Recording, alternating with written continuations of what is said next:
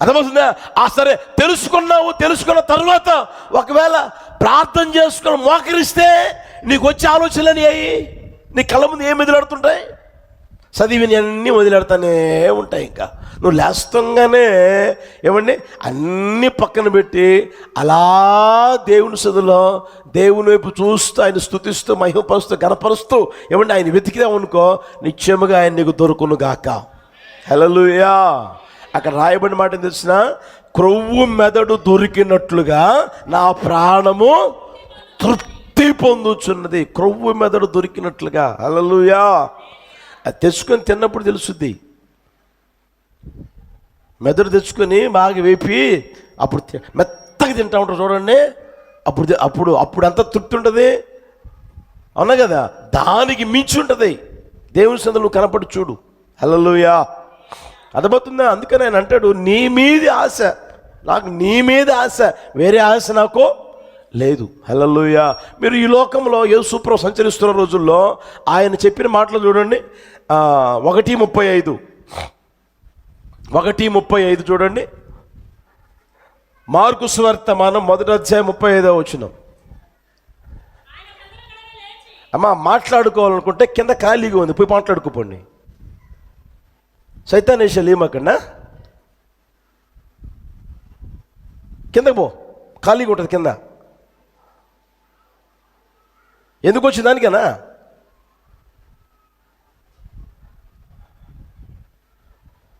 వినాలనుకుంటే విను, లేకపోతే వెళ్ళిపో, శుభ్రంగా ఇంటికి పో, పడుకోపో. చెప్తా దప్పుడు కొని ఒకటి కొత్తది. చదవండి. ఆయన పెందల కడనే లేచి ఇంకను చాలా చీకటి ఉండగానే బయలుదేరి అరణ్య ప్రదేశమునకు వెళ్ళి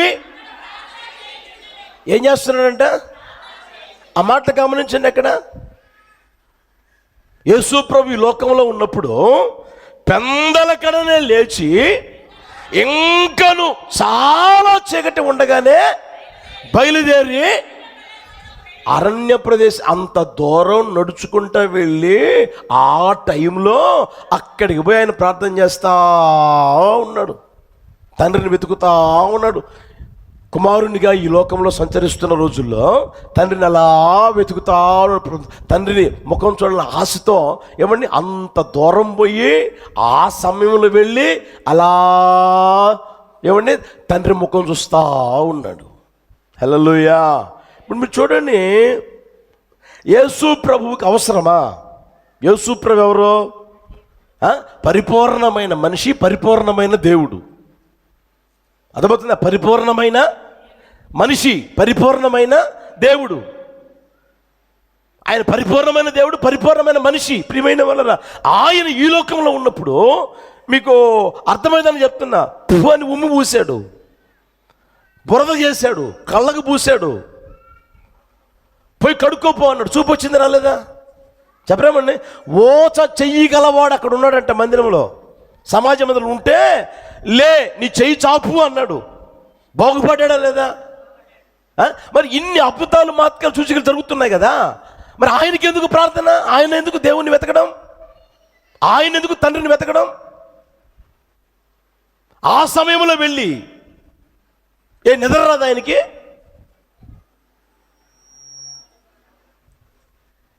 ఆ సమయంలోనండి, ఆ సమయంలో వెళ్ళి అంత దూరం వెళ్ళి అరణ్య ప్రదేశమునకు వెళ్ళి అక్కడ ప్రార్థన చేస్తా ఉన్నాడంట. యేసయ్యకి మహిమ కలుగును గాక. హల్లెలూయా, హల్లెలూయా. యేసయ్య ఏదైనా చేయని, పరిచర్య చేయని, ప్రార్థన చేయని, లేదా ఏదైనా చేయని, ఆయన ప్రతిదీ మన కోసం మాదిరి ఉంచిపోయాడు. ఆయన మనకు ఒక మాదిరి ఉంచిపోయాడు. ప్రియమైన వాళ్ళరా, దాన్ని మన జీవితంలో గుర్తిరగలగాలి. అర్థమవుతుందా? బైబిల్ చదువుతా ఉన్నామంటే ఏదో ఊరికి చదువుకుంటా పోవడం కాదు. వచ్చి వాక్యం వింటా ఉన్నామంటే ఏదో వచ్చాం, ఏదో విన్నాం, ఏదో పోయాం అన్న ఆ స్థితిలో ఉండమాకండి. ఆ స్థితిలో ఉన్నామంటే శుభ్రంగా చాలా మందిరాలు ఉంటాయి, అక్కడికి వెళ్ళండి. శుభ్రంగా మిమ్మల్ని ఎవరేం పట్టించుకోరు. వచ్చావా పోయావని కూడా చూడరు. అట్లా అక్కడికి వెళ్తే శుభ్రంగా ఉంటుంది, ఇబ్బంది లేకుండా. అర్థమవుతుందా?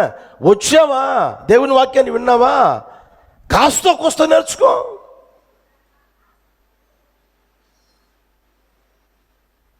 %100 అంటే 100కి 100%. ఏమండి, పాటించే వాళ్ళు లేకపోవచ్చు, నేను కాదనట్లే. అయితే నీ వ్యక్తిగత జీవితంలో ఏమండి, ఆ 100కి 100% పాటించే వ్యక్తిగా నువ్వెందుకు మారకూడదు? నువ్వెందుకు కాకూడదు అలా?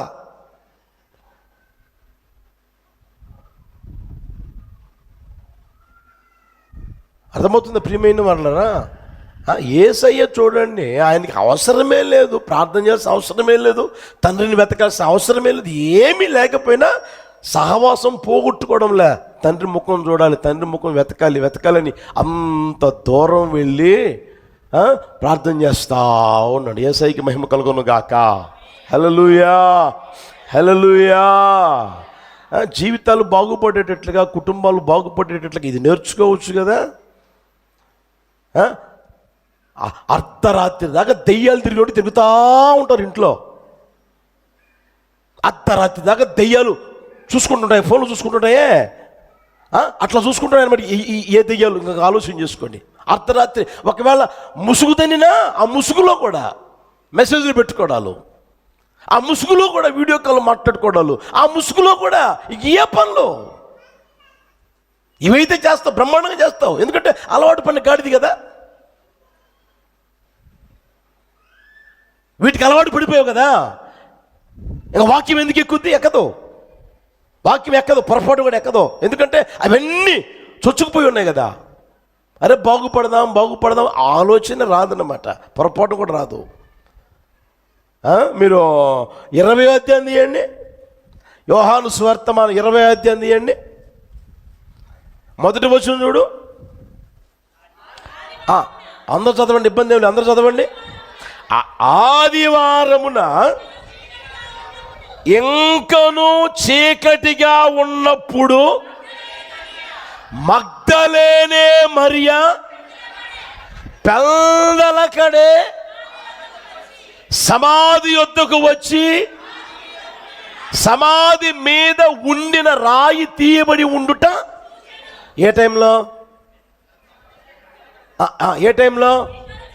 ఇంకను చీకటిగా ఉండినప్పుడు మగ్దలేనే మరియ పెందలకడ ఎక్కడికి పోయింది? మేము పోయామన్న వాళ్ళు చేతులు ఎత్తండి. ఎవరైనా ఇంకను చీకటిగా ఉన్నప్పుడు సమాధుల దొడ్డికి వెళ్ళామన్న వాళ్ళు చేతులు ఎత్తండి. ఉన్నారా? ఎవరైనా పోతారా? ఎవరు పోరు. ఇంచుమించుగా తెల్లారిన తర్వాత కూడా పోరు. 4 గంటలకు పోతారా? 5 గంటలకు పోతారా? 6 గంటలకు కూడా పోరు. ఆమె చూడండి, ఇంకను చీకటిగా ఉన్నప్పుడు మగ్దలేనే మరియ పెందలకడ సమాధి దగ్గరికి పోయింది. సమాధి దగ్గరికి పోయింది. ఏ అంత అవసరం ఆమెకి? అక్కడ ఎవరున్నారు చెప్పండి? సమాధిలో ఎవరున్నారు? నజరేయుడైన యేసయ్య పెట్టబడి ఉన్నాడు.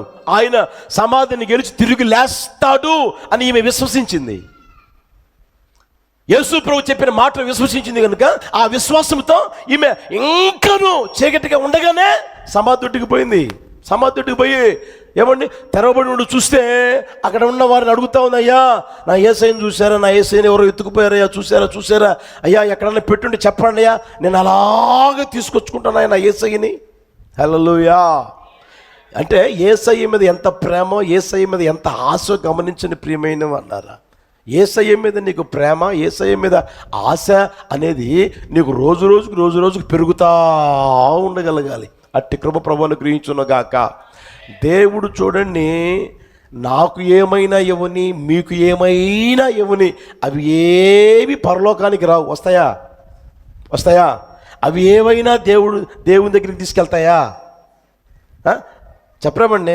ఇల్లు స్థలము ఉంది, దేవుడు ఇచ్చాడు కాదన్నట్లే. ఆ ఇంటి స్థలం పరలోకానికి తీసుకెళ్తుందా? పరలోకానికి తీసుకెళ్ళగలిగింది ఎవరు? చెప్పండి గట్టిగా. అంటే ఇప్పుడు మన ఆశ ఎవరి మీద ఉండాలి? యేసయ్య మీద ఉండాలి, యేసయ్య మీద పెంచుకోవాలి ప్రియమైనవి అన్నారా. చూడండి, ఆమె యేసు ప్రభు దగ్గరికి వస్తే దయ్యం బట్టి ఉంటే ప్రార్థన చేస్తే ఆ దయ్యం పోయింది. మగ్దలేనే మరి దయ్యం పోయింది. 7 దయ్యాలు బట్టి మనిషి ప్రార్థన చేస్తే ఆ దయ్యం వదిలిపోయింది, విడుదల పొందింది. ఆమె అంత కృతజ్ఞత కలిగి ఆ సమయంలో ఏమంటే అక్కడికి పోయిందండి, సమర్థుడికి పోయింది. ఆయన మీద ప్రేమ చూడండి, ఆయన మీద ఆశ చూడండి. అదే సమయంలో మీరు గమనించండి, పేతురు నీవు నన్ను వెంబడించు అన్నాడు. నిన్ను మనుషుల పట్టు జాలరుగా చేస్తాను అన్నాడు. పేరు పెట్టి పిలిచాడు. అపోస్తలుని పేరు పెట్టారు. యేసుప్రభు అయితే రాత్రంతా ప్రార్థన చేసి వీరే అపోస్తలుని పేరు పెట్టారు. వాళ్ళు ఏమైనా పోయారా? సమాధి దగ్గరికి వెళ్ళారా? ఆ టైంలో పోయారా? యేసయ్య పిలిచాడు, యేసయ్య ఏర్పరచుకున్నాడు, యేసయ్య పేరు పెట్టాడు. కాదనట్లే. వీళ్ళేమైనా పోయారా? యేసయ్య దగ్గరికి పోయారా? సమాధి దగ్గరికి వెళ్ళారా? అసలు యేసయ్య చెప్పిన మాటలు గుర్తున్నాయా? దాన్ని గుర్తెరగని ప్రియమైన వాళ్ళరా. కనుక మన వ్యక్తిగత జీవితంలో మనం తెలుసుకోవాల్సింది తెలిసినా, దేవుడు కుమారుణ్ణి ఇవ్వని, కుమార్తెనివ్వని, ఆస్తినివ్వని, అంతస్తు ఇవ్వని, ఏదైనా ఇవ్వని, అది కాదు మనకు ముఖ్యం. మనకు ముఖ్యం ఎవరంటే నజరేయుడైన యేసయ్య. హల్లెలూయా, హల్లెలూయా. యేసయ్య మీద ఆశ మనకు ఉండాలి. యేసయ్య మీద ఆశ మనకు ఉండాలి. ఇంకా మీరు గమనిస్తే ఒక మాట గుర్తు చేస్తాను చూడండి. పరమగీతాలు 3:1. పరమగీతాలు 3:1 అందరూ చదవండి గట్టిగా.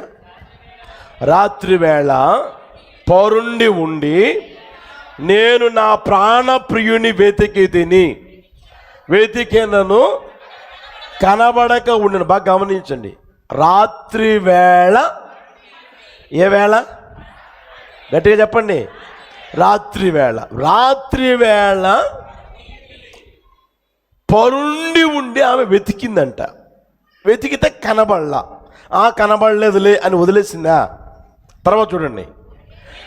నేను ఇప్పుడే లేచెదను, పట్టణము వెంబడిపోయి వెతుకుదును, సంత వీధులలోను రాజవీధులలోను తిరుగుదును, నా ప్రాణ ప్రియుని వెతుకుదును అని నేను అనుకొంటిని. నేను వెతకినను అతడు. చూడండి ప్రియమైన వాళ్ళారు, అక్కడ సంత వీధుల్లోకి వెళ్ళింది, రాజవీధుల్లోకి వెళ్ళింది, తిరిగింది, ప్రాణప్రియుడు ప్రాణప్రియుడు అని అనుకుంటూ వెతికింది. ఏమండి? ఎంత వెతికినా కనబడలా. ముందు వెతికింది కనిపించలా, తర్వాత వెతికింది కనిపించలా. తర్వాత 3వ వచనం చూడండి. పట్టణమందు సంచరించు కావలి వారు నాకు ఎదురుపడగా మీరు నా ప్రాణప్రియుడు చూచితిరా అని నేను అడిగి తిని, నేను వారిని విడిచి కొంచెం దూరం పోగా నా ప్రాణప్రియుడు నాకు ఎదురుపడును, వదిలిపెట్టక నేను అతని. హల్లెలూయా. కనపడలేదని వదిలేయలా. వెతికింది కనపడలేదని వదిలేయలా. కనపడేంత వరకు ఆమె వెతుకుతానే ఉంది. ప్రత్యక్షమయ్యేంత వరకు వెతుకుతానే ఉంది. ఆయన్ని కలుసుకునేంత వరకు వెతుకుతానే ఉంది. ప్రియమైన వాళ్ళరా, అర్థమవుతుందా? ఈరోజు చూడండి, కాస్త కొంచెం ప్రార్థన చేసుకోరా అని అంటే ఒకరోజు చేస్తారు, 2 రోజులు చేస్తారు. మొన్న ఎవరు అన్నారు, ఒరే ప్రార్థన చేసుకోవచ్చు కదంటే, నిన్నంతా చేశాను నా ప్రార్థన. నేనేమన్నా, నిన్నంతా తిన్నావు కదా, ఈరోజు తినకపోతే ఏమైందిరా? అర్థమైందా? నిన్నంతా తిన్నావు కదా, ఈరోజు తినకపోతే ఏమైంది? ఒకరోజు ప్రార్థన చేసావు, నీ సమస్య తీరలా, 2వ రోజు చేయవా? తీరలేదు, 3వ రోజు. 1 సంవత్సరం చేసావు, తర్వాత మానేస్తావా? నువ్వేం చేయాలి? ఆమె చూడండి, రాత్రి వేళ ఏం చేసింది? వెతికింది, కనపడలా. లేచింది, మరలా పోయి వెతికింది, కనపడలా. కనపడేదాకా వెతుకుతానే ఉంది. ప్రియమైన వాళ్ళరా,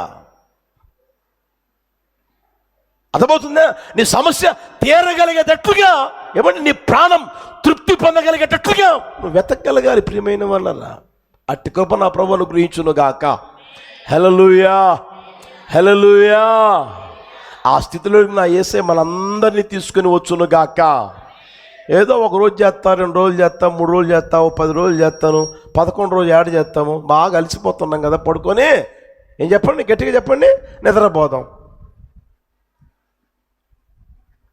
అర్థమైందా? కనుక ప్రియమైన వాళ్ళరా, నీ బాధ నీకు ఎంతగా ఉందో అంతగా నువ్వేం చేస్తావు? వెతుకుతానే ఉంటావు. హల్లెలూయా.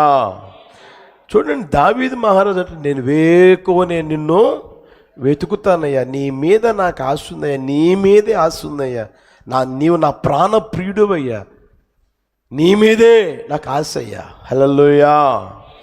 దుప్పి నీటి వాగులో కొరకు ఏం చేస్తుందంట? ఆశపడినట్లుగా మనం యేసయ్య కోసం ఆశపడదాము గాక.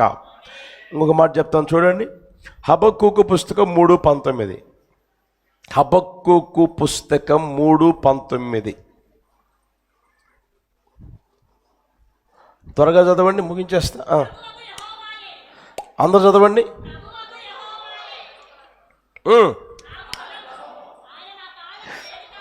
ప్రభువగు యెహోవాయే నాకు బలము, ఆయన నా కాళ్ళను లేడి కాళ్ళ వలె చేయును. హల్లెలూయా. అక్కడ చూడండి, ఆయన అన్నమాట ప్రభువగు యెహోవాయే నాకు బలము. ఆ తర్వాత అంటాడు నా కాళ్ళను ఆయన లేడి కాళ్ళ వల్లే చేస్తాడు. లేడి కాళ్ళు బలహీనమైనవి కాదు, దుప్పి కాళ్ళు బలహీనమైనవి కాదు, బలమైనవి. అర్థమవుతుందా? బలహీనమైనవి కాదు, అవి బలమైనవి, శక్తి కలిగినవి, దృఢమైనవి. అర్థమవుతుందా? ఆ స్థితి దుప్పిలో ఉంటుంది. ఇప్పుడు ఈయనంటాడు లేడి కాళ్ళ వలె చేస్తాడు, నా కాళ్ళను లేడి కాళ్ళ వలె చేస్తాడు. అంటే అవి ఎంత బలమైనవిగా ఉంటాయో దేవుడు నన్ను కూడా బలమైన వాడిగా చేస్తాడు, నన్ను బలమైన వ్యక్తిగా చేస్తాడు అని ఆయన అంటున్న మాటలు ప్రియమైన వాళ్ళరా. మౌంటైన్ బక్ అనే ఒక దుప్పు ఉంది, ఆ జాతికి చెందిన దుప్పులు ఉన్నాయి. మౌంటైన్ బక్ అనే దుప్పి అది మగజాతికి చెందింది. ఆ దుప్పి అమెరికాలోని రాకీ పర్వతాలు ఉంటాయి, ఆ రాకీ పర్వతాలలో ఎత్తైన స్థలాల్లో ఉంటాయి. అన్నిటికంటే ముందుగానే ఏమంటే నడిచి కొండల మీదకి వెళ్ళిపోతాయి. అన్నిటికంటే ముందుగానే ఆ జాతి ఉంటాయి కదండి, ఆ జాతుల్లో కల్లా ఈ జాతి అన్నిటికంటే ముందు. మనం ఇప్పుడు సమభూమి మీద ఎలా అయితే త్వరగా నడుచుకుంటూ పోతామో, ఇప్పుడు ఎత్తుందనుకోండి త్వరగా నడవగలమా? ఆయాస వస్తుంది, అలుపు వస్తుంది, సొమ్మసిల్లిపోతూ ఉంటాం. ఆ తర్వాత కొంచెంసేపు ఆగి ఆ తర్వాత అలత తీర్చుకొని అలుపు తీర్చుకొని మరలా ఎక్కుతూ ఉంటాం ఎత్తు అయితే. అర్థమవుతుందా? అయితే ఆ జాతి మౌంటైన్ బక్ అనే ఆ మగజాతి ఆ దుప్పులు ఏమాత్రం అలసిపోవవి, ఎంత ఎత్తైనా సరే. ఒక చోట నేను చదివింది ఏంటంటే 1500 అడుగులో 15,000 అడుగులో అంత ఎత్తులో ఉంటాయి. ఆ రాకీ పర్వతాలే ఎత్తైనవి ఆ ప్రాంతంలో, ఆ ఎత్తైన వాటిల్లో ఇంకా ఎత్తుకి వెళ్ళిపోతాయంట అవి. దుప్పి, ఆ జాతికి చెందిన దుప్పి అంత వడివడిగా అంత వేగంగా వెళ్ళిపోతాయంట, ఏమాత్రం అలుపు సొలుపు ఏముండదు. అమ్మో అలసిపోయామే, కాళ్ళు నొప్పులు పడుతున్నాయే, అమ్మో కొంచెంసేపు ఉందామే అని ఏమనుకో, అవలేలు వెళ్ళిపోతానే ఉంటాయి. ఇప్పుడు కొండ అన్నప్పుడు ఎత్తు ఉంటుందా లేదా తక్కువ ఉంటుందా? కొంచెం ఆలోచన మరి. అంటే అంత ఎత్తు కూడా అవలేలుగా వెళ్ళిపో, అంటే వాటి కాళ్ళు అంత బలమైనవి, అంత శక్తి కలిగినవి ప్రియమైన వాళ్ళరా. సమభూమి మీద నడిచినట్లుగా సమభూమి మీద ఎంత స్పీడ్కి అయితే పరిగెత్తుతూ ఉంటామో అంతగా అవి అలా అవలేలుగా వెళ్ళిపోతాయి అనమాట, అంత పైకి ప్రియమైన వాళ్ళరా. అర్థమవుతుందా? అంత బలమైనవి ఇవి. అదేవిధంగా దేవుడు మన వ్యక్తిగత జీవితాలలో కలుగు చేసే ఆశీర్వాదం ఏంటంటే మనకు బలమయ్యుండి ఆయన మన కాళ్ళను బలమైనవిగా చేయును గాక. అందుకంటాడు ప్రభువు నాకు ప్రభువు యెహోవాయే నాకు బలము, ఆయనే నాకు బలము. హల్లెలూయా. ఆ బలమైన దేవుడు మనకు బలముగా ఉండి మనల్ని నడిపిస్తాడు. ప్రియమైన వాళ్ళరా, అవి ఒకవేళ ఏమండి ఎంత ఎత్తైనా సరే నా దేవుడు తీసుకుని వెళ్ళును గాక. హల్లెలూయా. ఎంత బలహీనమైనా సరే నా దేవుడు బలపరచును గాక. మీరు 68:28 చూడండి. కీర్తన 68:28. అందరూ చదవండి అన్నమాట. నీ దేవుడు నీకు బలము కలుగ నియమించి ఉన్నాడు. నీవు మా కొరకు చేసిన దానిని బలపరచుము. చాలు. దేవుడు బలము కలగా తెలుగులో నియమించి ఉన్నాడు, ఇంగ్లీష్లో ఆజ్ఞాపించి ఉన్నాడు అంటది. కమాండ్, ఆజ్ఞాపించి నీ దేవుడు నీకు బలము కలగా ఆజ్ఞాపించి ఉన్నాడు అనేది. ప్రియమైన వాళ్ళరా, అర్థమవుతుందా? మన దేవుడు మనకు బలము కలిగేదానికి ఆజ్ఞాపించి ఉన్నాడంట. ఆజ్ఞాపించిన ప్రియమైన వాళ్ళరా, సమస్త శరీరముకు నా దేవుడు బలము దయచేయును గాక. హల్లెలూయా. సమస్త శరీరానికి నా దేవుడు బలం అనుగ్రహించును గాక. పొద్దున ఒక మాట చెప్తే ఆ సమయానికి గుర్తొస్తే చెప్పా. చూడండి 33:25 ద్వితీయోపదేశకాండ 33:25 చూడండి.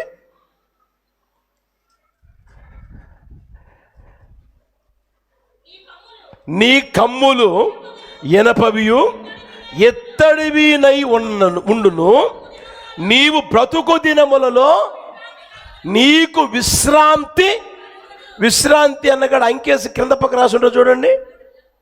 ఏంటంటే నీవు బ్రతుకు దినములలో నీకు బలము కలుగును అని మనకి తెలుగులో ఉంది. ఇంగ్లీష్లో ఏముందంటే యాజ్ యువర్ డే. బాగా గమనించండి. As your day so shall your strength. So shall your strength అంటే నీ దినములకు తగినట్లుగా ఆయన నిన్ను బలపరచును గాక, నీకు బలముతో నింపును గాక. ఇప్పుడు మీరున్నారు, నీకు 40 సంవత్సరాల, ఆ 40 సంవత్సరాలప్పుడు ఎంత బలము కలిగి శక్తి కలిగి ఉండాలో ఆ బలం అనుగ్రహించును గాక. హల్లెలూయా. 70 సంవత్సరాలు నీకు కలిగి ఉన్నావా, ఆ వయసులో నీకు కావలసిన ఆ బలం యేసు నామములో అనుగ్రహించును గాక. హల్లెలూయా. కొంతమంది చూడండి, కావాలంటే 30 సంవత్సరాల మనిషి ఏమండి ఆ నడిచే నడక లేకపోతే ఆ ప్రవర్తించే ప్రవర్తన మనం గమనిస్తే 70 సంవత్సరాల మనిషి నడిచినట్టు ఉంటుంది, 70 సంవత్సరాల మనిషి ప్రవర్తించినట్టు ఉంటుంది. అంటే ఉన్న ఆరోగ్యం పోగొట్టుకొని, శక్తిని పోగొట్టుకొని, బలం పోగొట్టుకొని ఇక ఏదో ఊగులాడుతూ బతుకుతూ ఉంటారు అనమాట. ఆ విధంగా కాదు ప్రియమైన వాళ్ళరా. As your day so shall your strength. నీ దినములకు తగినట్లుగా నా దేవుడు నిన్ను బలపరచును గాక. హల్లెలూయా. అర్థమవుతుందా? నీ వయసుకు తగినట్లుగానే నా దేవుడు నీకు బలము దయచేయును గాక. ఏ అవయవానికి కావలసిన ఆ బలం నా యేసయ్య అనుగ్రహించును గాక. హల్లెలూయా. ఈరోజు చూడండి ప్రియమైన వాళ్ళ, చాలామంది వ్యక్తిగత జీవితంలో ఏదో ఒక బలహీనత చేత బాధపడుతూ మనం గమనించగలుగుతూనే ఉన్నాం. మనిషి పైకి బాగానే ఉంటాడు, మనిషి బాగానే ఉంటాడు పైకి. అర్థమవుతుందా? లోపల కుమిలిపోతున్న పరిస్థితి ఏది శరీర సంబంధం కాదు, అనారోగ్యాన్ని బట్టి కుమిలిపోతున్న ఆ పరిస్థితులు ఉన్నాయి.